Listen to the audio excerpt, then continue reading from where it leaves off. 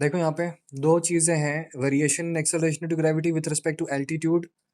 ये रिलेशन करा रखा हूँ G H R divide by R plus का एच का whole square multiply by G S. और near to surface of earth में ये रिलेशन होगा 1 - twice of H divide by R multiply by ji S. Variation in acceleration to gravity with respect to depth, depth के respect में ये relation बनेगा। इसका मतलब अगर मुझे कंक्लूजन लिखना पड़े तो क्या बोलोगे? As height increases what happens to acceleration due to gravity? It increases or decreases? अरे हाइट बढ़ेगा तो जीएच कम होगा या इंक्रीज होगा? बोलो जल्दी से। डिक्रीजेस। ठीक है, तो if H increases, if H increases what happens to G H? G H decreases. Acceleration due to gravity at height H what happens? Decreases. ठीक है, तो जी की मैक्सिमम वैल्यू कहाँ पे मिलती है? जी की मैक्सिमम वैल्यू कहाँ पे मिलती है? सरफेस ऑफ अर्थ पे, जीएस है ना। जीएस जो होता है दैट इज मैक्सिमम वैल्यू। अब उसके बाद यहाँ पे देखो, एज डेप्थ इंक्रीजेस, अगर डेप्थ बढ़ेगा, as depth increases what happens to acceleration due to gravity at depth D? Decreases. Depth बढ़ेगा तो क्या होगा? G D decreases. एक बात यहाँ से देखो और समझो, अगर डेप्थ डी बढ़ेगा तो 1 - greater value will give you more smaller value ना।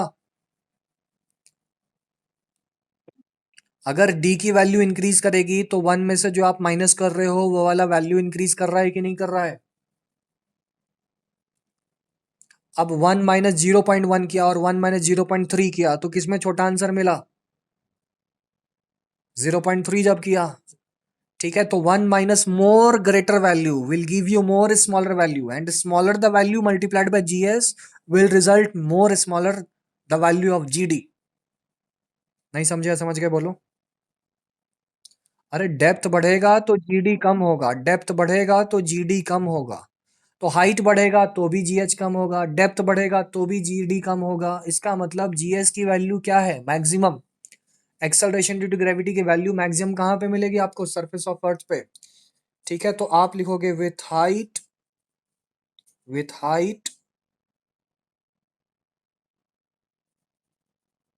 As well as depth, with height as well as depth acceleration due to gravity,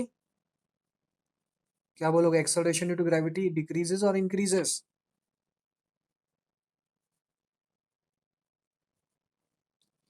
with height as well as depth acceleration to gravity, बोलो decreases.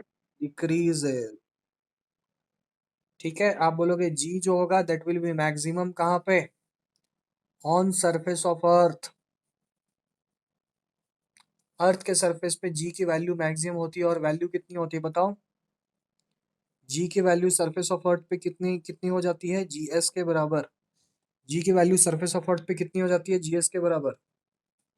जी की value surface of earth पे कितनी हो जाती है? GS के बराबर। ये रिलेशन सबको समझ में आ गया?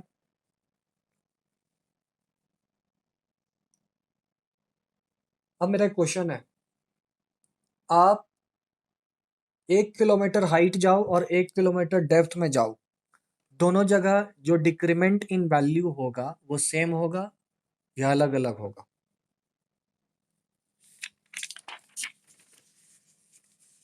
वेयर, क्वेश्चन क्या है सुनो, question number 1, where acceleration due to gravity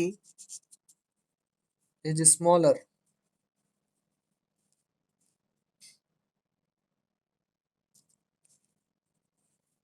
at height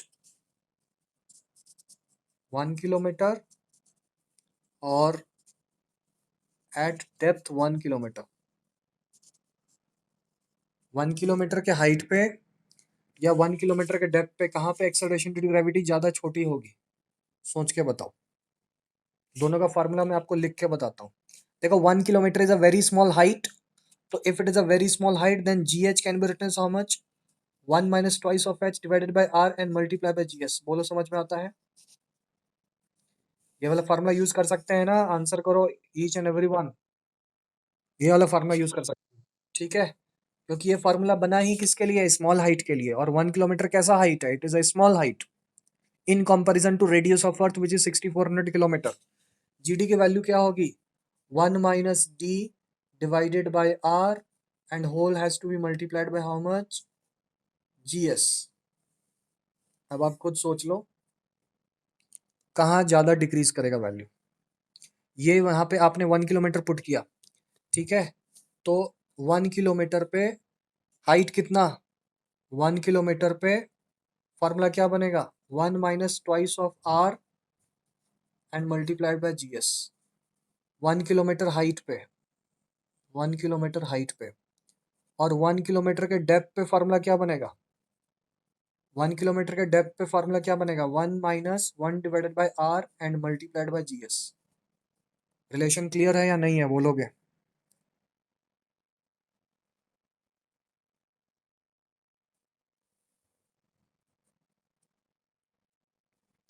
relation clear है? अब मुझे बताओ 1 किलोमीटर हाइट पे ज्यादा वैल्यू डिक्रीज करेगी या 1 किलोमीटर के डेप्थ पे वैल्यू ज्यादा डिक्रीज करेगी, या दोनों जगह सेम होगा? Acceleration due to gravity at 1 kilometer of height will be equal to acceleration due to gravity at 1 kilometer depth, or they'll be unequal. It means one is greater, other is smaller. What is going to happen?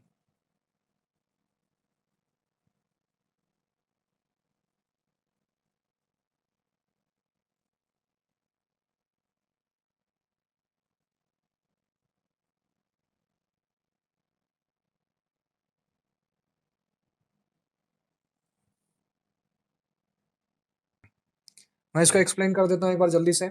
1 - 2 divided by 1 - greater value will give you more smaller value, and more smaller value multiplied by gs will further result a smaller answer. It means acceleration due to gravity at height 1 kilometer will be lesser as compared to acceleration due to gravity at a depth of 1 kilometer. तो आप यहाँ पे answer क्या लिखोगे? आपको लिखना है अपना answer, and what will be your answer? तो आप लिखोगे acceleration due to gravity at height 1 kilometer is smaller as compared to acceleration due to gravity at depth 1 kilometer. Acceleration due to gravity at height 1 kilometer is smaller as compared to acceleration due to gravity at depth 1 kilometer. तो आप यहाँ पे एक statement भी use कर सकते हो, acceleration due to gravity depletes faster with height then depth. क्या बोला मैंने? एक बहुत इंपॉर्टेंट रिलेशन है, acceleration due to gravity depletes, depletes का मतलब कम होना, acceleration due to gravity depletes faster at height with respect to depth. देखो सिंपल सी बात है, अर्थ के सरफेस से 5 किलोमीटर ऊपर गए, अर्थ के सरफेस से 5 किलोमीटर नीचे गए, कहाँ आपको वैल्यू ज्यादा छोटी मिलेगी एक्सेलरेशन ड्यू टू ग्रेविटी की? आंसर करो जल्दी। 5 किलोमीटर ऊपर गए, 5 किलोमीटर डेप्थ में गए सरफेस ऑफ अर्थ से, कहाँ वैल्यू ज्यादा छोटी मिलेगी? 5 किलोमीटर के हाइट पे या 5 किलोमीटर के डेप्थ पे? ठीक है, हाइट पे।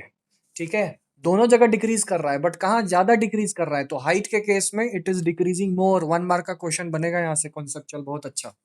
ठीक है, तो आप इसको समझ गए हो अब, तो अब कोई दिक्कत वाली बात नहीं है।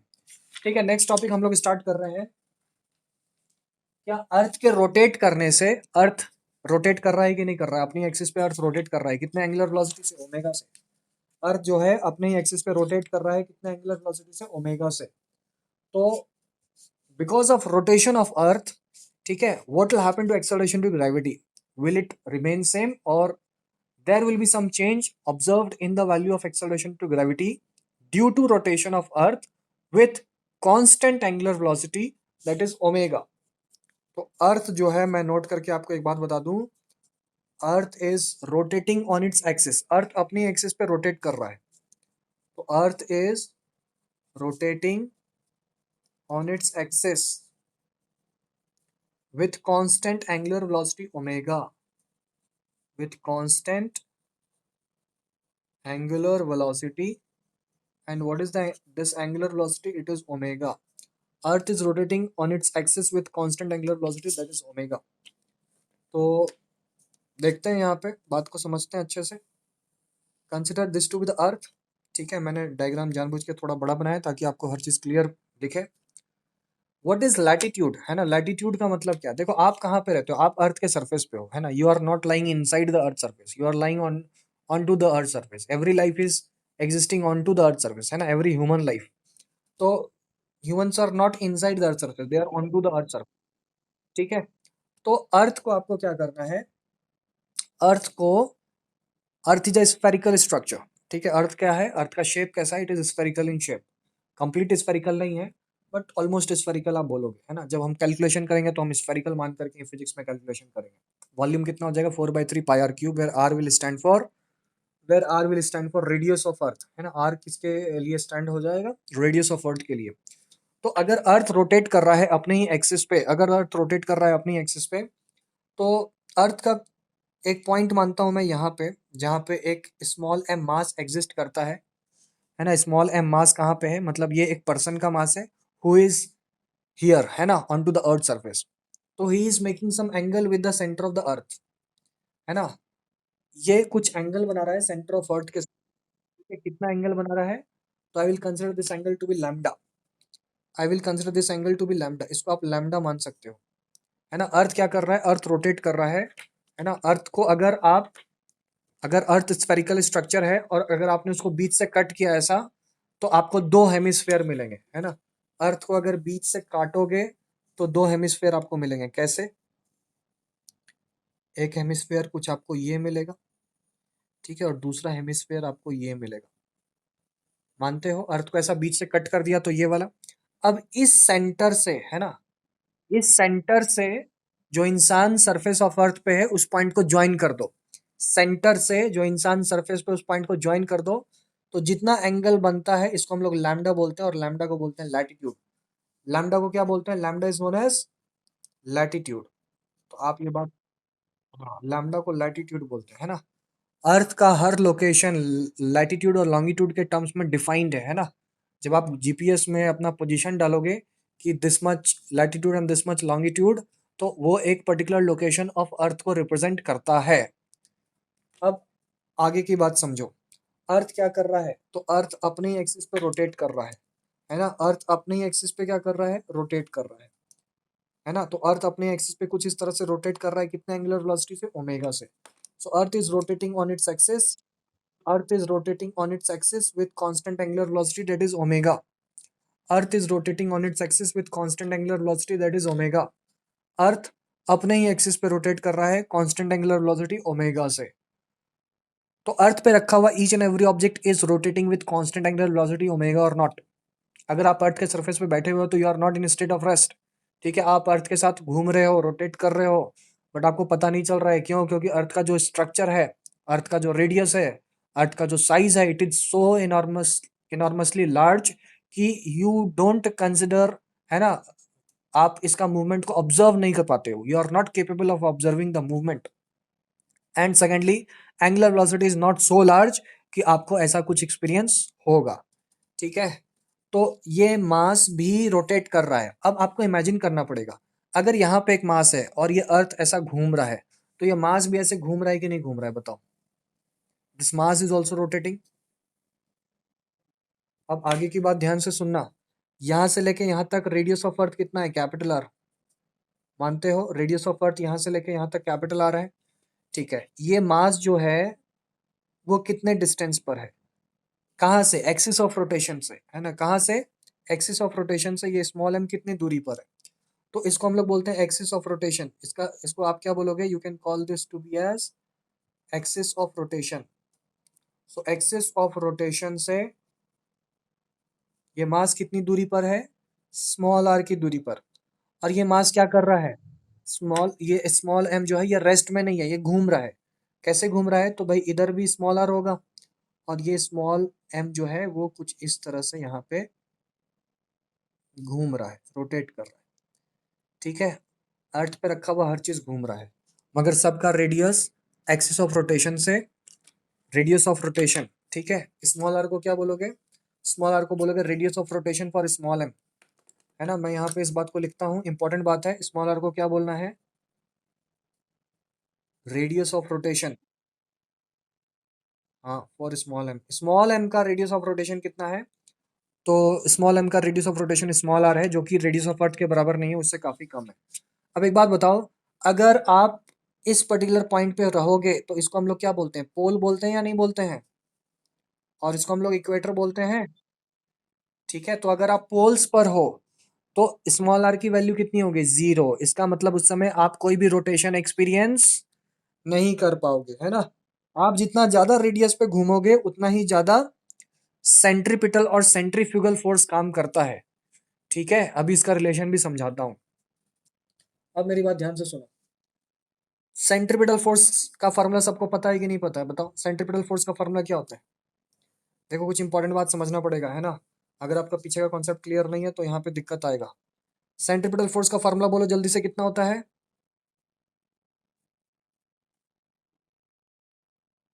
अब वेलोसिटी का formula r multiply by omega पढ़ा था या नहीं पढ़ा था?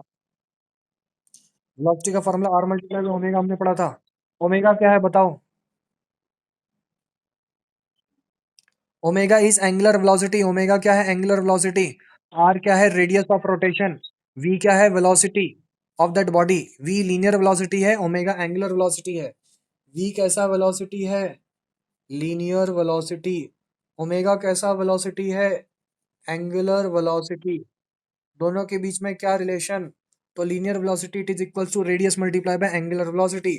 अब v के जगह आर ओमेगा पुट करो तो एफ सी पी का फॉर्मूला क्या बनेगा? m इंटू वी स्क्वायर का मतलब r square omega square divided by r. ये बन जाएगा एम आर ओमेगा स्क्वायर। ये क्या बन जाएगा? M R omega square. तो centripetal force will become equal to how much? Centripetal force will become equal to how much? M are omega square. बात समझ में आया? तो centripetal force will become equal to M are omega square. अब एक important बात आगे और सुन लो। अगर centripetal force M are omega square होता है तो उस बॉडी पे सेंट्रीफ्यूगल फोर्स कितना होता है? तो सेंट्रीफ्यूगल फोर्स हमेशा सेंट्रीपिटल फोर्स के बराबर होगा, है ना। सेंट्रीफ्यूगल फोर्स हमेशा सेंट्रीपिटल के बराबर होता है। सेंट्रीपिटल किधर काम करता है? सेंटर की तरफ, सेंटर ऑफ सर्कल की तरफ। अगर ये सर्कुलर पाथ है जिसपे मोशन हो रहा है, कंसिडर कर लो यहाँ पे एक स्टोन है ना, स्मॉल एम का। तो इस स्टोन पे लगने वाला कौन सा दो फोर्स आप रिप्रेजेंट कर सकते हो? एक ये वाला फोर्स सेंटर की तरफ, कितना है ये फोर्स? F c p. इसकी वैल्यू कितनी है? M are omega square. तो एक फोर्स बाहर की तरफ भी काम करता है जिसको आप बोलते हो सेंट्रीफ्यूगल फोर्स। इसको क्या बोलते हैं हम लोग? Centrifugal force. इसकी वैल्यू भी कितनी होती है? M are omega square. ये दोनों फोर्स एक दूसरे को बैलेंस करते हैं, तभी जाकर के ये स्मॉल एम इस सेंटर की तरफ मूव नहीं कर रहा है ना। अदरवाइज अगर आप बोलोगे कि ये फोर्स काम नहीं कर रहा है तो मैं बोलूंगा अच्छा, net force on small m is mr omega square, then this small m should start moving towards the center of the earth, towards the center of this circular path, है ना। बट ऐसा होता नहीं है। ये स्मॉल m फिक्स्ड रेडियस पे घूम रहा है, तो जरूर इस पे एक सीडो फोर्स काम कर रहा है। इसको सीडो फोर्स बोलते हैं। मतलब एक्चुअली में ऐसा कोई फोर्स नहीं होता है। क्यों नहीं होता है? अब आप सोचो, अगर ये मास v वेलोसिटी से घूम रहा है, क्यों इसको सीडो फोर्स बोला? इसके पीछे का रीजन समझो। मतलब ये फोर्स है भी और नहीं भी, दोनों बात सही है ना। ये फोर्स है भी और नहीं भी, दोनों बात सही है। दोनों चीज कैसे सही हो सकता है तो एक्सप्लेन कर देता हूं। पहला रीजन आपको समझाया कि अगर ये नहीं होता तो इस स्मॉल एम को किधर जाना था? सेंटर की तरफ। मगर ये स्मॉल एम सेंटर की तरफ नहीं जाता है, फिक्स रेडियस पे घूमता है। अब दूसरी इंपॉर्टेंट बात कि ये नहीं है कैसे पता चलेगा, है ना। ये नहीं है, ये है, इसका इसका प्रूफ क्या था कि ये स्मॉल एम सेंटर की तरफ मूव करके नहीं जा रहा है। तो आप बोलोगे ये है। अब देखो, ये नहीं है, ये कैसे पता चलेगा? अगर आपने इस स्ट्रिंग को यहां से कट कर दिया, है ना, इस स्ट्रिंग को यहां से कट कर दिया, अगर आपका ये थ्रेड जो है वो टूट जाता है, अगर थ्रेड टूट जाता है तो जैसे ही थ्रेड टूट गया तो सेंट्रीफ्यूगल फोर्स कितना उस बॉडी पे उस इंस्टेंट पे काम तो कर रहा था। ठीक है, जैसे ही थ्रेड टूट जाएगा तो कौन जीरो हो जाएगा? सेंट्रीपिटल जीरो हो जाएगा। तो बॉडी के ऊपर सेंट्रीफ्यूगल तो काम करना चाहिए था। अगर सेंट्रीफ्यूगल फोर्स बॉडी पे काम करता तो स्टोन को किधर थ्रो होना था? In the outward direction. Stone को कहां थ्रो होना था? इन the direction of centrifugal force. And what is the direction of centrifugal force? Away from the centre. तो सेंट्रीफ्यूगल फोर्स इस स्मॉल एम पे लग करके इस स्मॉल एम को रेडियली आउटवर्ड डायरेक्शन में लेके जाना था, मगर ऐसा होता नहीं है। आपको भी पता है जब ये थ्रेड टूटता है तो स्टोन किधर थ्रो होता है, in which direction stone gets thrown, है ना? तो स्टोन, है ना, starts moving in the direction, in the tangential direction, that is the direction of velocity. Stone किधर चलता है? वेलोसिटी के डायरेक्शन में। बताओ ये बात समझ में आया? तो भाई सेंट्रीफ्यूगल फोर्स कितना काम कर रहा है? M are omega square. इसको स्यूडो फोर्स क्यों बोला? क्योंकि कभी ये मुझे दिखता है और कभी ये मुझे नहीं दिखता है, ठीक है? तो बड़ा इसमें कंफ्यूजन है। अब यहाँ पे देखो, सेंट्रीपिटल फोर्स सेंटर की तरफ काम करेगा। ये एम अगर घूम रहा है, अब मेरी बात ध्यान से सुनो, अगर ये एम घूम रहा है तो जरूर सेंट्रीपिटल फोर्स इधर काम कर रहा होगा सेंटर की तरफ, तब ये सर्कुलर पाथ पे घूमता है। जब तक सेंट्रीपिटल फोर्स एक्ट नहीं करेगा किसी बॉडी पे, तब तक वो बॉडी सर्कुलर पाथ पे घूमेगा नहीं। इसका मतलब सर्कुलर मोशन होने के लिए क्या चाहिए? सेंट्रीपिटल फोर्स चाहिए। जब तक सेंट्रीपिटल फोर्स है तभी तक सर्कुलर मोशन मिलेगा। जिस समय सेंट्रीपिटल फोर्स गायब हो जाएगा उस समय सर्कुलर मोशन आप नहीं अचीव कर पाओगे, ठीक है? अगर मैं थ्रेड को काट दूं तो सेंट्रीपिटल फोर्स जीरो। थ्रेड को काटने के साथ ये स्टोन सर्कुलर पाथ पे नहीं घूमेगा। किधर जाएगा? टेंजेंशियल डायरेक्शन में, ऐसे इस डायरेक्शन में थ्रो हो जाएगा, है ना? It will be thrown away in this direction, ठीक है? तो ये सारी बात समझते हो। अब बताओ सेंट्रीपिटल फोर्स किधर है? यहाँ इस स्मॉल एम के सर्कल कौन सा है जिसपे वो घूम रहा है? तो ये ग्रीन वाला पाथ जिसपे घूम रहा है। स्मॉल एम का सेंटर कहाँ पे है? ये वाला। स्मॉल एम का सेंटर कहाँ पर है? दिख रहा है आपको? स्मॉल एम का सेंटर यहाँ पे है। तो सेंट्रीपिटल फोर्स किधर है? इस सेंटर की तरफ। सेंट्रीपिटल फोर्स किधर है? इस सेंटर की तरफ। तो सेंट्रीफ्यूगल फोर्स किधर लगेगा बताओ? सेंट्रीफ्यूगल फोर्स इधर लगेगा कि नहीं लगेगा? और कितना लगेगा? M are omega square. अभी समझा दिया आपको ये सारी बातें, है ना?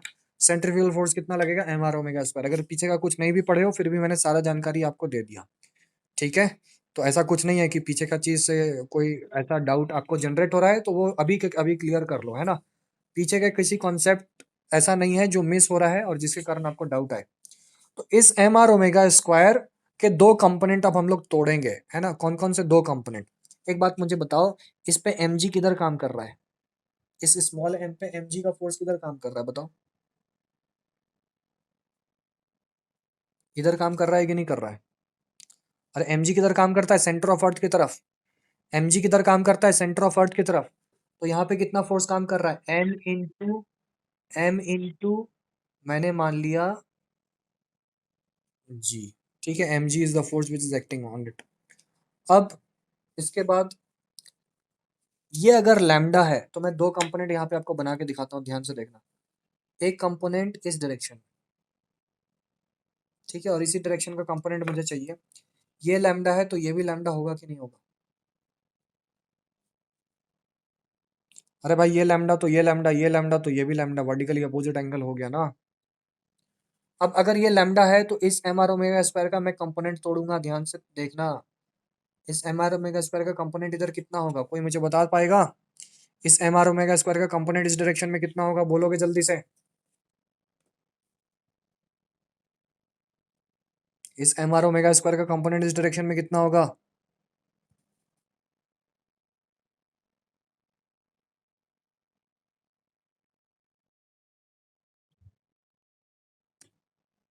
पिक्चर बाकी लोगों को क्लियर मिल रहा है या दिक्कत है पिक्चर में? विजिबिलिटी क्लियर है? कंफर्म करोगे बाकी स्टूडेंट्स? तो मिस्टर हर्ष आपका नेटवर्क स्लो है, ठीक है? आप अपना नेटवर्क चेक करो, ठीक है? वैसे क्लास को मैं रिकॉर्ड कर रहा हूँ और आप लोग को रिकॉर्डेड सेशन मिल जाएगा, ठीक है? तो थोड़ा सा कोप अप करो, अगर कर पाते हो अच्छी बात है, ठीक है? नहीं तो आप एक बार डिस्कनेक्ट हो करके दोबारा रिकनेक्ट हो जाओ, ठीक है? तो then the problem can be solve. अब देखो यहाँ पे एम आर ओमेगा स्क्वायर का मैं कंपोनेंट तोड़ूंगा तो एम आर, हाँ ठीक है, एम आर ओमेगा स्क्वायर का कंपोनेंट तोड़ो। एम आर ओमेगा स्क्वायर का कंपोनेंट आप इस डायरेक्शन में कितना तोड़ोगे? तो ये हो जाएगा M R omega square cos of lambda, मानते हो? M are omega square cos of lambda, ठीक है? इसका कंपोनेंट इस डायरेक्शन में m are omega square cos of lambda. अब एक बात बताओ, आप खुद सोच के देखो, इस स्मॉल एम पे अब एक फोर्स काम कर रहा है, दो फोर्स काम कर रहे हैं?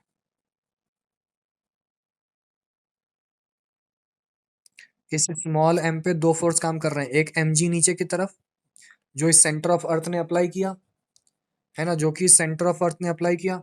सेंटर ऑफ अर्थ ने सेंटर ऑफ अर्थ ने इस स्मॉल एम को खींचा किधर, नीचे की तरफ। अब इस स्मॉल एम पे एक फोर्स ऊपर की तरफ भी लग रहा है, ये फोर्स क्यों आया बता सकता है कोई? ये फोर्स क्यों आया? रोटेशन ऑफ अर्थ के कारण आया कि नहीं आया?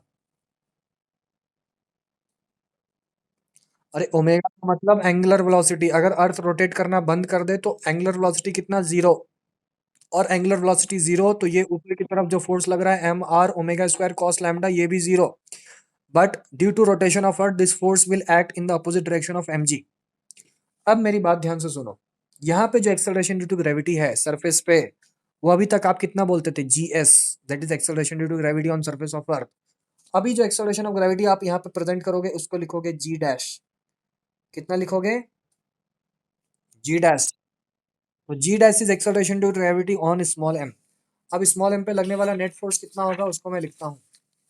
तो f net on small m can be written as m multiply by g dash. बोलो मानते हो कि नहीं मानते हो?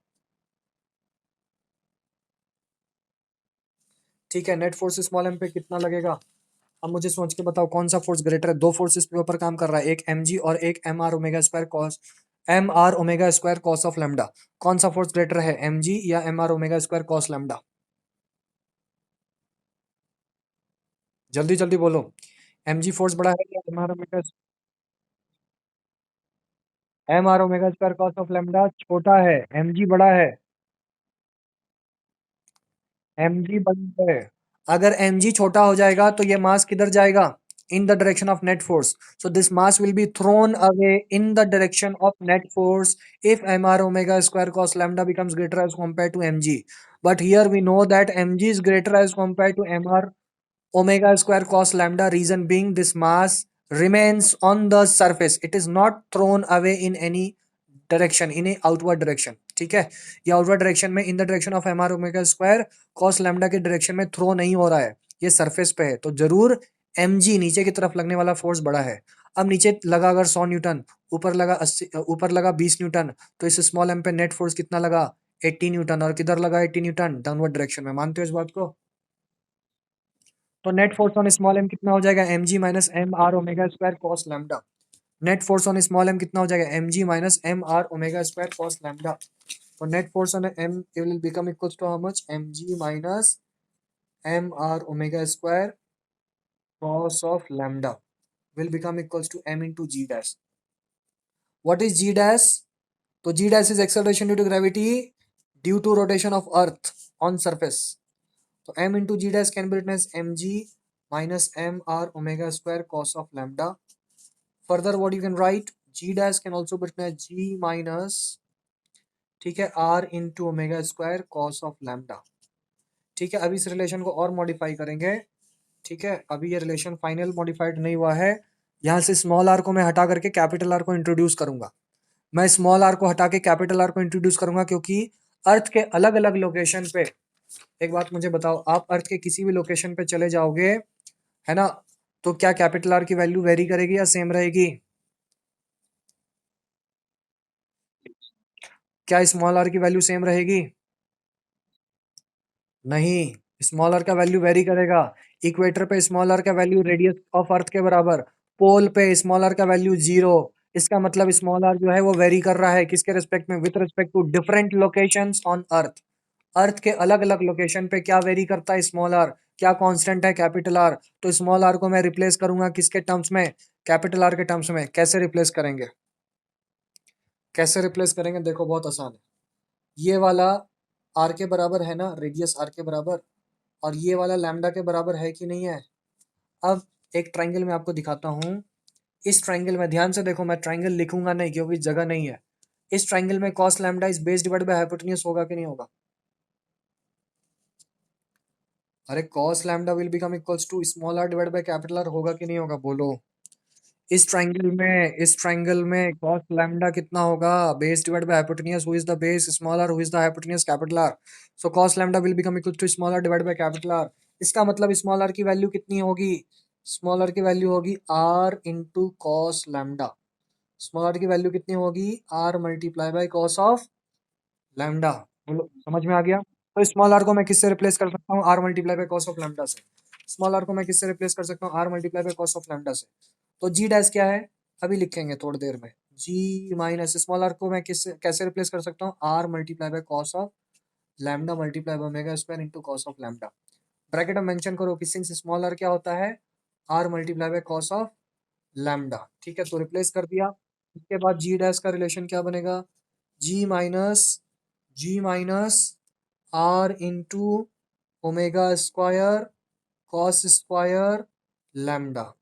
तो जी dash can be written G minus are into omega square cos square lambda. बोलो ये रिलेशन समझ में आ रहा है? G dash will become equal to G R into omega square cos square lambda. ठीक है, और जी क्या है मैं सब कुछ लिख के बताता हूँ।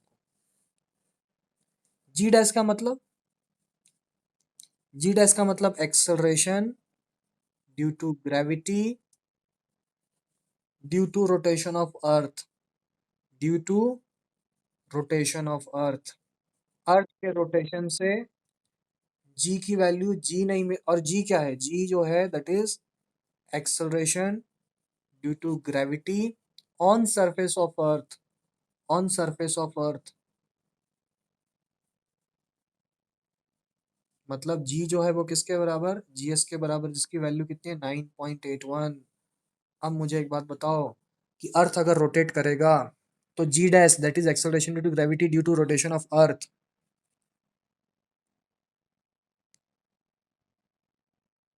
देखो क्या मैं आपको समझा रहा हूँ। जी का मतलब acceleration due to gravity on surface of अर्थ, जिसकी वैल्यू कितनी है? 9.81 मीटर पर सेकंड स्क्वायर। जी डैश क्या है? Acceleration due to gravity due to rotation of earth. तो जी डैश जो है वो 9.81 से थोड़ा कम हो जाएगा या नहीं होगा? बताओ। तो आप क्या बोलोगे कि due to rotation of earth acceleration due to gravity decreases और इंक्रीजेस? तो हमने रिजल्ट लिखना है ना? हमने क्या लिखना है? Result. So what is the result? तो आप लिखोगे due to rotation of earth, due to rotation of earth. या आपने सोचा भी नहीं होगा कि अर्थ के रोटेट करने से एक्सेलरेशन ड्यू टू ग्रेविटी की वैल्यू डिक्रीज कर जाती है। तो due to rotation of earth, है ना, acceleration due to gravity decreases, acceleration due to gravity decreases. And how it decreases, we have a relation for it. How it decreases, we have derived an important relation for it. हो सकता है आपको school में ये भी नहीं पढ़ाएं, ठीक है? स्कूल में हो सकता है ये नहीं कराएं, but this is a important topic, आपको पढ़ना चाहिए, कंपटीशन के पॉइंट ऑफ व्यू से इंपॉर्टेंट है। तो जी dash it is equals to G minus are into omega square cos square lambda. इसका मतलब variation in acceleration due gravity due to rotation of earth आपके पास आ गया।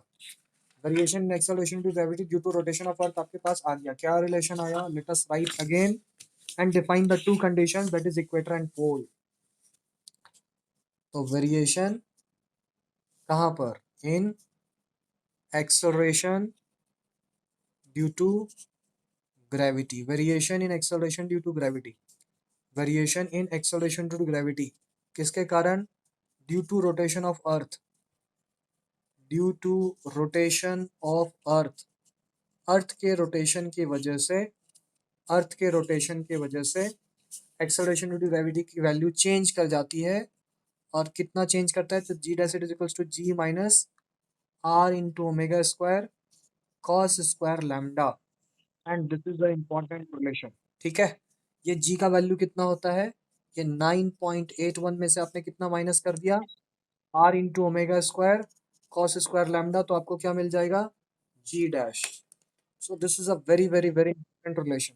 अब मुझे बताओ, अगर अर्थ घूमते घूमते अर्थ का दिमाग खराब हो गया और उसने अपने एंगुलर वेलोसिटी को बढ़ा दिया तो क्या होगा? अगर अर्थ अपने एंगुलर वेलोसिटी को बढ़ा देगा तो ओमेगा की वैल्यू बढ़ जाएगी।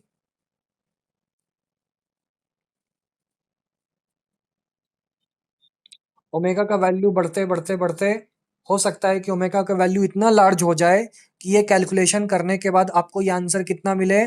9.81। रेडियस ऑफ अर्थ पुट किया, ओमेगा पुट किया, लैम्डा पुट किया, सबको पुट करके सॉल्व कर लिया, तो आपको ये पूरा कैलकुलेशन कितना मिला? ओमेगा अर्थ का बढ़ गया। अगर अर्थ ने अपने ओमेगा को बढ़ा लिया और ये पूरा कैलकुलेशन 9.81 मिलता है तो जी डैश की वैल्यू जीरो हो जाएगी कि नहीं होगी?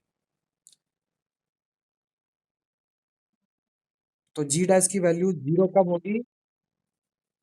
है ना, जी डैश की वैल्यू जीरो कब होगी? ये कैलकुलेशन हम लोग कर सकते हैं, है ना। What at what angular velocity of rotation of earth you will achieve a weightlessness condition. तो when r omega square cos square lambda will become equal to g, तो ठीक है, ये रिलेशन आप बना सकते हो। अभी ये रिलेशन क्लियर है कि नहीं है, बताओगे पहले। देखो इसमें दो स्पेशल कंडीशन पढ़ना है। What are the two important special conditions. तो आप इस फॉर्मूले को रीडिफाइन करोगे एट इक्वेटर पे। तो at equator lambda will become equals to, हम 0 डिग्री मानते हो। अरे इक्वेटर पे लैम्डा की वैल्यू 0 होगी या नहीं होगी। इक्वेटर पे लैम्डा की वैल्यू 0 होगी कि नहीं होगी, ध्यान से देखो डायग्राम में। इक्वेटर का मतलब आप यहाँ पर हो, तो आपके लिए लैम्डा का वैल्यू कितना हो गया, 0। At equator lambda will become equal to how much, 0। अब एक बात और समझ लो, पोल पे लैम्डा का वैल्यू कितना हो जाएगा, बोलोगे। पोल पे लैम्डा का वैल्यू कितना हो जाएगा, आंसर करो। पोल पे लैम्डा का वैल्यू कितना होगा, 90 डिग्री होगा। पोल्स पे लैम्डा का वैल्यू कितना होगा, 90 डिग्री होगा। At equator lambda will become equal to 0। तो जी डैश कितना आएगा, G dash will become equal to G minus are into omega square cos square 0 degree. तो जी dash will become equal to G minus are into omega square. Cos 0 कितना हो जाएगा, 1। Cos 0 कितना हो जाएगा, बोलोगे। कॉस 0 हो जाएगा 1। तो जी dash will become equal to G minus are into omega square. G dash will become equal to G minus are into omega square.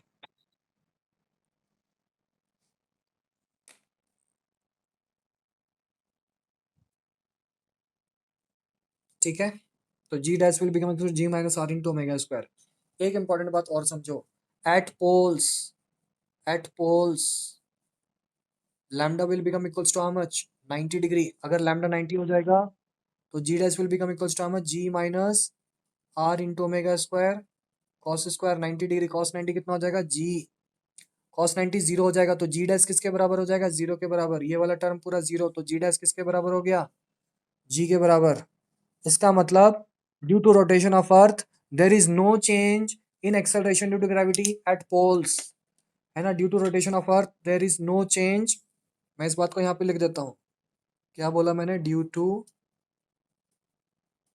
rotation of earth there is no change in acceleration due to gravity, है ना। at poles there is no change in acceleration due to gravity, कहाँ पर, at poles, है ना। Due to rotation of earth, है ना। ये statement देखो एक बार रीड कर लो अच्छे से। Due to rotation of earth there is no change in acceleration due to gravity at poles. देखो ना, पोल्स पर जी डैश की वैल्यू किसके बराबर है, जी। जी का मतलब क्या, acceleration due to gravity on surface of earth which is 9। तो जी डैश की वैल्यू कितनी है, जी 9.81 मीटर पर सेकंड स्क्वायर। कहाँ मिला, पोल्स पर। ठीक है। और इक्वेटर पर क्या होगा, इक्वेटर पर जी डैश जो होगा वो मिनिमम होगा, मानते हो कि नहीं होगा।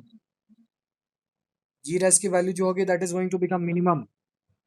ठीक है, जी डैश की वैल्यू जो होगी वो होगी मिनिमम। ठीक है, तो जी डैश की वैल्यू मिनिमम होगी एट इक्वेटर। अभी ये क्लियर है।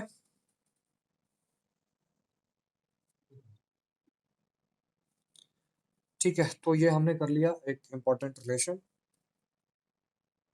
एक ग्राफ आपको प्लॉट करना है। ग्राफ क्या है, तो ग्राफ आपको कैसा प्लॉट करना है, प्लॉट ऑफ स्मॉल जी का मतलब acceleration due to gravity on surface of earth, ठीक है, वर्सेस स्मॉल आर। मतलब स्मॉल आर जैसे जैसे वेरी करेगा, स्मॉल आर क्या होता है, small r can be r plus h, small r can be r plus h and small r can also be written as r minus d, है ना। तो ये जनरल डिस्टेंस है from centre of earth. R को क्या बोल सकते हो, आर को बोल सकते हो general distance from centre of earth. General distance कहाँ से, फ्रॉम सरफेस ऑफ अर्थ। तो सरफेस ऑफ अर्थ से दूर जाओगे जब तब भी आर चेंज करेगा, सरफेस ऑफ अर्थ के पास जाओगे तब भी आर चेंज करेगा। सॉरी सेंटर ऑफ अर्थ के पास जाओगे तब भी आर चेंज करेगा। तो आर जो है that is general distance from centre of earth, centre of earth से जो general distance that is small r. अब ये आपको समझ में आ गया कि बेसिकली ग्राफ किस चीज का बनाना है। ठीक है, तो ग्राफ किस चीज का बनाना, now it is clear. Graph कैसे बनाएंगे, तो रिलेशन पहले आप लिखो, G H divided by ji S, it is R divided by R plus H का होल स्क्वायर। मानते हो ये रिलेशन होता था, है ना, एल्टीट्यूड के रेस्पेक्ट में, है ना, है ना, एल्टीट्यूड के साथ ये रिलेशन चलेगा। तो यहाँ पे इस रिलेशन को थोड़ा मॉडिफाई कर लेते हैं, g H divided by ji s will become equals to r divided by r का होल स्क्वायर। मानते हो कि नहीं मानते, बोलो। हम्म। इसके बाद यहाँ से जी एच को क्या लिख सकते हो, जी एच को लिख सकते हो g s multiply by r square and divided by r square. बताओ जी एस और कैपिटल आर स्क्वायर कांस्टेंट है कि नहीं है, तो यहाँ से जी एच क्या होगा, inversely proportional to r square. तो जी एच जो है that is inversely proportional to, है ना, डिस्टेंस का होल स्क्वायर। मतलब जैसे जैसे हाइट बढ़ेगा, जैसे जैसे डिस्टेंस बढ़ेगा सेंटर ऑफ अर्थ से, वैसे वैसे जी एच की वैल्यू क्या होगी, कम हो जाएगी। जी H decreases with increase in are. क्या बोलोगे, जी एच जो है दैट डिक्रीजेस। ठीक है, कैसे, with respect to increase in r, with respect to increase in small r जैसे जैसे इंक्रीज करेगा जीएच की वैल्यू वैसे वैसे डिक्रीज करेगी। तो ये तो एक रिलेशन आपको समझ में है। अभी डेप्थ के साथ भी ये रिलेशन बनाओ, है ना, और बताओ कि ये रिलेशन कैसा बना, डायरेक्टली रिलेशन बना या इनवर्सली रिलेशन बना। जैसे यहाँ पे डायरेक्टली रिलेशन है या इनवर्स है, इनवर्स है। ठीक है, अब स्मॉल आर को देखते हैं। अगर आप सेंटर ऑफ अर्थ से सरफेस की तरफ जाओगे, है ना, वाइल मूविंग, ये जो मूवमेंट है ये कहाँ से कहाँ मूवमेंट था। ठीक है, ये मूवमेंट कहाँ से कहाँ था, याद रखना, while moving from surface to height h, small r increases, g h decreases. बात समझ में आ गया। ठीक है, ये कहाँ से ये जो मैंने condition बनाया स्पेशल कंडीशन, ये कब चलेगा, ये तब चलेगा जब आप सरफेस ऑफ अर्थ से कहाँ जा रहे हो, हाइट पे जा रहे हो। अब आप कहाँ से कहाँ मूव करते हो अगले कंडीशन में, मैं देखो आपका मूवमेंट का पोजीशन चेंज करता हूँ। ठीक है, now in second condition you are moving from centre of earth, है ना, now in second condition where you are moving from centre of earth to surface.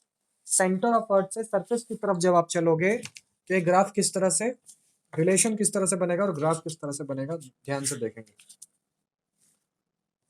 तो रिलेशन चेक कर लेते हैं, जी d divided by G S कितना होता है, 1 - d/r होता है। ठीक है, अभी जो रिलेशन बनाएंगे वो किसके लिए बनाओगे, while moving from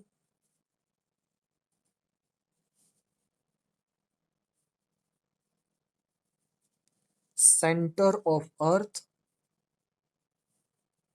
to surface. देखो ये स्टेटमेंट नहीं पढ़ोगे तो आपको पता ही नहीं चलेगा हो क्या रहा है। ठीक है, तो याद रखना इस बात को कि जो केस नंबर 2 बना रहे हैं हम लोग,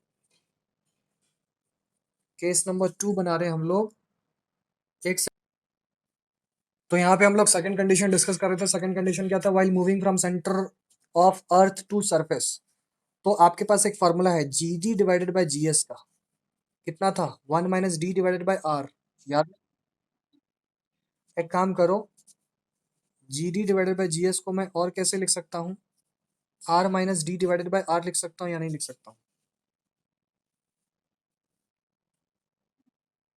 अब r - d जो है वो एक तरह का डिस्टेंस है।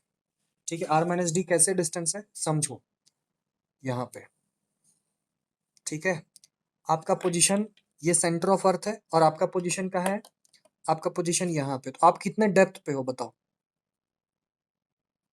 कितने डेप्थ पे हो, स्मॉल डी डेप्थ पे हो कि नहीं हो, ध्यान से देखो। आप कितने डेप्थ पर हो, तो you are at a depth of small d, you are at a depth of how much, small d. और ये डिस्टेंस यहाँ से यहाँ कितना बचेगा, r - d, है ना। अब कैपिटल M और स्मॉल एम के बीच का जो डिस्टेंस है उसको आप क्या लिख सकते हो, वो उसको आप स्मॉल आर से भी तो लिख सकते हो। कैपिटल एम और स्मॉल एम के बीच का जो डिस्टेंस है ये general distance between capital m and small m है। स्मॉल आर क्या होता है, स्मॉल आर जो होता है that is general distance between capital m and small m, ये बात याद रखना। ठीक है, अगर ये बात पता चल गया तो आप मुझे बताओ इस ये आर माइनस डी को आप क्या लिख सकते हो, स्मॉल आर लिख सकते हो। तो आप लिखोगे g d divided by will become equals to small r divided by r. और यहाँ से जी डी का रिलेशन क्या बनेगा, देखो G D will become equals to small are multiply by ji divided by capital are. अब एक बात बताओ, ये जी क्या है, acceleration due to gravity on surface of earth है ना। ये जी क्या है, जी एस के बराबर। जी एस क्या होता है, कांस्टेंट, वेरी नहीं करता है। आर क्या होता है, रेडियस ऑफ अर्थ, कांस्टेंट। इसका मतलब जी डी जो है that is directly proportionate to r. G d का रिलेशन क्या बना, डायरेक्टली प्रोपोर्शनेट टू आर, मानते हो। जी डी का रिलेशन क्या बना, डायरेक्टली प्रोपोर्शनेट टू आर, बोलो क्लियर है।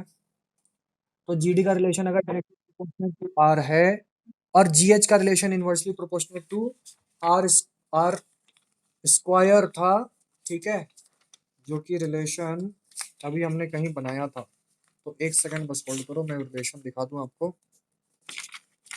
ये देखो रिलेशन अभी बनाया था ना, जीएच का रिलेशन यहाँ पे, g h inversely proportional to r square and g d directly proportional to r, g d directly proportional to r. तो ये दोनों रिलेशन को कंबाइन करके ग्राफ बनाएंगे, है ना। अब हम लोग ग्राफ बनाने के लिए गुड टू गो है। तो plot of g that is acceleration due to gravity versus small r. Small are क्या है, distance between capital m and,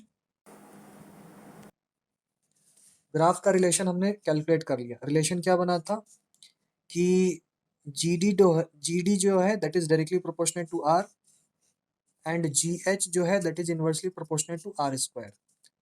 अब कोई अगर डायरेक्टली प्रोपोर्शनल होता है तो इसका ग्राफ कैसा बनता है, स्ट्रेट लाइन। और इसका ग्राफ कैसा बनेगा, इनवर्स ग्राफ। इसको क्या बोलोगे, इनवर्स ग्राफ, ठीक है। So inverse graph and straight line. Small r की वैल्यू बढ़ते बढ़ते कितनी हो जाएगी, कैपिटल आर के बराबर, कहाँ पे, ऑन सरफेस, मानते हो। अब ग्राफ देखो ध्यान से, ठीक है, इधर मैंने ले लिया स्मॉल जी, इधर ले लिया स्मॉलर डिस्टेंस, ये सेंटर ऑफ अर्थ तो जीरो। सेंटर ऑफ अर्थ पे आर की वैल्यू कितनी होगी, सेंटर ऑफ अर्थ पे आर की वैल्यू कितनी होगी, जीरो। उसके बाद यहाँ पे पहुंचे तो आर, और आगे गए तो टू आर, और आगे गए तो थ्री आर, ठीक है, और आगे गए तो इस तरह से वैल्यू डिक्रीज होता जाएगा, ठीक है। कितने आर पे कितना जी डिक्रीज करेगा, ये भी एक इंपॉर्टेंट बात है, ठीक है। तो let us draw the graph first. यहाँ से ये वाला वैल्यू जो है जी का मैक्सिमम है, तो सेंटर ऑफ अर्थ से रेडियस ऑफ अर्थ बढ़ने के समय जी का वैल्यू कैसे बढ़ेगा, डायरेक्टली डायरेक्ट रिलेशन के साथ। तो will draw a straight line like this and what you will mention that कि जीडी जो है that is directly proportional to r है ना। जीडी क्या है, डायरेक्टली प्रोपोर्शनल टू आर, बोलो समझ में आ रहा है। जीडी क्या है, डायरेक्टली प्रोपोर्शनल टू आर। इसके बाद इसका मतलब r cap surface of earth पे आपको इतना वैल्यू मिला है ना, कितना मिला, कितना मिला, जीएस के बराबर है ना, जीएस। ये वाला वैल्यू क्या है, अब ये वाला वैल्यू कितना है, जीएस। आप यहाँ पे लिख सकते हो कि यहाँ पे जी की वैल्यू किसके बराबर है, जीएस के बराबर है, दैट इज 9.81, मानते हो। यूनिट मीटर पर सेकंड स्क्वायर पता है। इसके बाद क्या होगा, इसके बाद जी की वैल्यू डिक्रीज करेगी, ठीक है। तो इसके बाद जी का वैल्यू डिक्रीज करेगा, किस तरह से डिक्रीज करेगा, लेट अस चेक। तो मैं इसको डिक्रीज करा के दिखाता हूँ पहले आपको।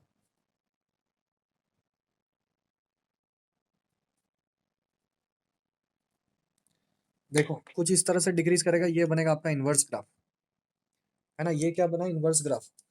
ये अर्थ के अंदर था तो आप लिख सकते हो दिस इज इनसाइड, इसको बोल सकते हो सरफेस, और इसको बोल सकते हो आउटसाइड। आउटसाइड में क्या हुआ, जी जो है that is inversely proportional to r square, मानते हो। अब 2r पे g की वैल्यू कितनी हो, ये भी याद रखने वाला बात है, डायरेक्ट आता है क्वेश्चन कंपटीशन में। 3r पे g की वैल्यू कितनी हो जाएगी, और 4r पे g की वैल्यू कितनी हो जाएगी, 4r पे g की वैल्यू कितनी हो जाएगी। ठीक है, तो इन सारे वैल्यू को आपको थोड़ा सा लोकेट करना पड़ेगा अच्छे तरीके से।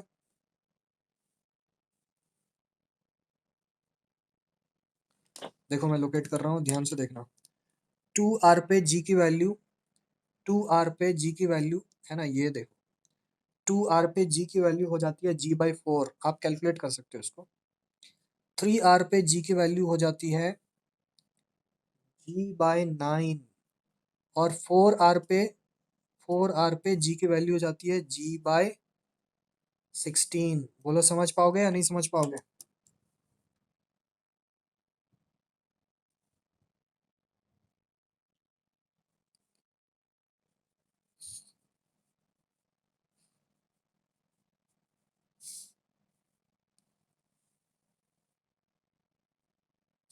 आप इसको कैलकुलेट करके समझ सकते हो, नहीं समझ समझ में आएगा तो बता देना।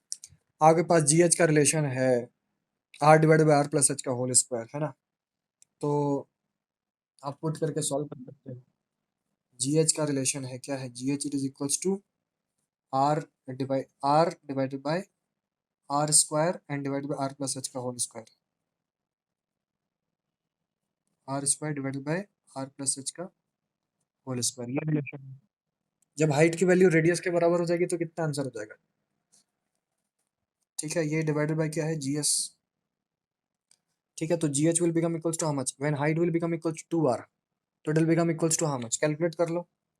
Eight height equals to how much, radius of earth, that is small r will become equals to how much, r+h, small r will become equals to 2r, मानते हो।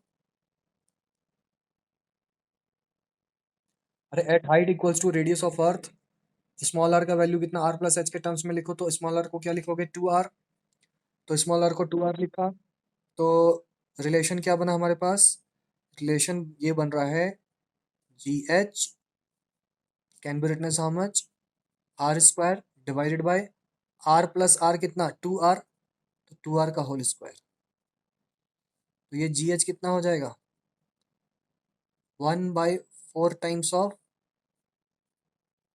जी एस, होगा या नहीं होगा, सोचो।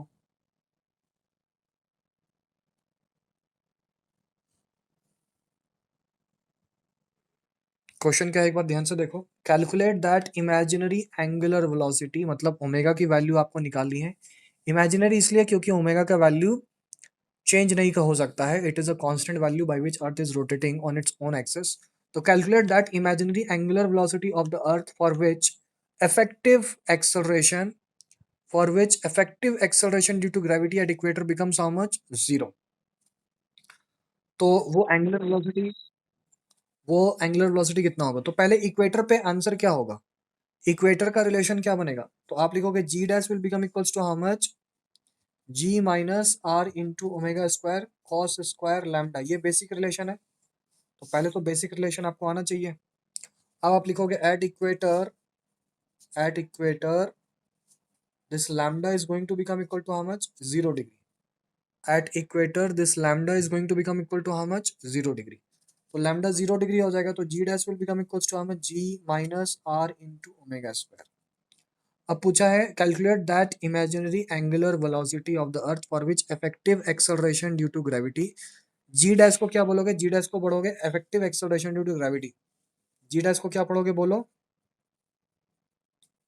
इफेक्टिव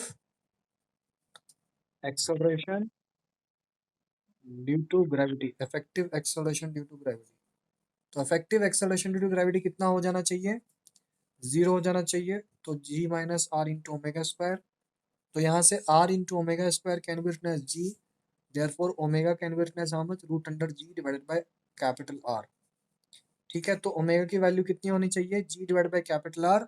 अगर ओमेगा की value इतनी होगी, यूनिट क्या लिखोगे, रेडियन पर सेकेंड, है ना, यूनिट क्या लिखोगे, radian per second.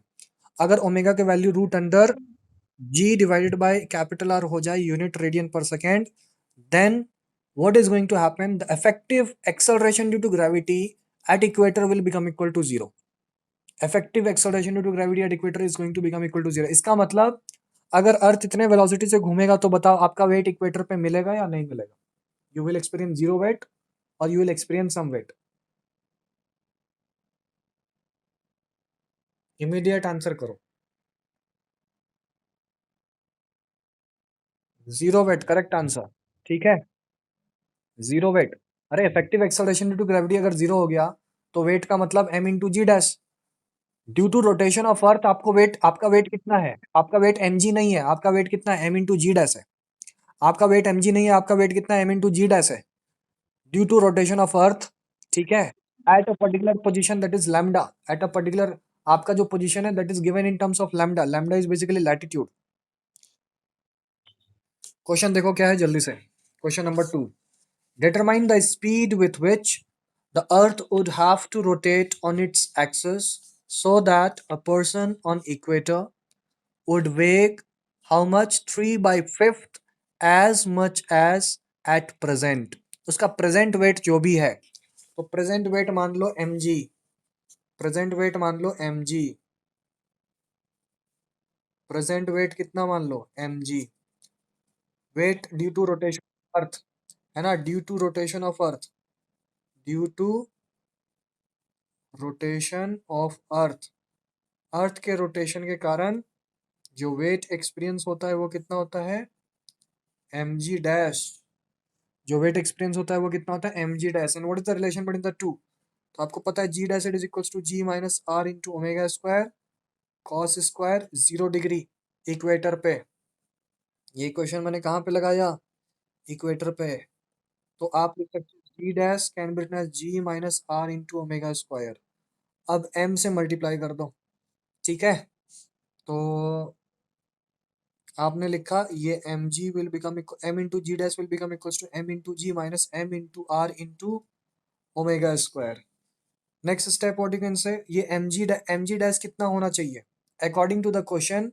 M g dash should be how much? Three fifth of m g, है ना। तो according to question this should be how much? Three fifth of m ji.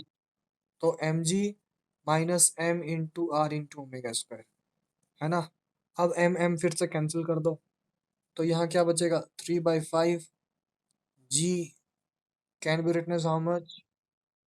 This is g minus r into omega square। तो 3/5g minus g, है ना। या एक काम करो, r इंटू ओमेगा स्क्वायर को एलएचएस में ले आओ और g माइनस 3/5g करो। आगे का स्टेप क्या होगा देखो यहाँ पे, g माइनस 3/5 mg, तो ये कितना हो जाएगा? 5 माइनस 3 इज 2/5g। यहाँ से ओमेगा आ जाएगा, omega will become equals to how much? Omega can be written equals to how much? 2/5g। 2/5, हाँ। तो अच्छा जी बाई आर होगा, सॉरी, ठीक है, it will become g divided by capital r और रूट में। तो ओमेगा का आंसर कितना आ गया? Root under 2/5 g by r. अब आप सारा वैल्यू पुट कर सकते हो। जी का वैल्यू कितना पुट करना है? 9.81। आर का वैल्यू कितना पुट करना है? 6400 किलोमीटर। तो this much radian per second is going to be the answer for this given question. ठीक है, इसका मतलब earth root under 2/5 g by r से अगर रोटेट करेगा, एंगुलर वेलोसिटी कितना? Root under 2/5 g by r से अगर अर्थ रोटेट करता है, तो एक पर्सन का वेट अर्थ के इक्वेटर पे कितना हो जाएगा? 3/5, है ना, 3/5 of weight that is being experienced at any point on earth surface neglecting rotation of earth. अगर आप अर्थ का रोटेशन को काउंट नहीं करते हो, तो अर्थ का रोटेशन अगर आप काउंट नहीं करोगे, तो देखो ओमेगा कितना? 0। ओमेगा 0 तो जी डैश की वैल्यू कितनी? जी के बराबर। इसका मतलब at every place on earth surface if you are not counting rotation of earth, then you can say that the g value is constant which is 9.81 metre पर second square. तो अगर omega को हम काउंट करते हैं, उसके बाद भी जो आंसर हमें मिलता है वो आंसर में चेंज जो होता है that change is very negligible. तो आप ऑलमोस्ट बोल सकते हो कि जी की वैल्यू सरफेस पे कांस्टेंट है, कितनी? 9.81 मीटर पर सेकेंड स्क्वायर के बराबर।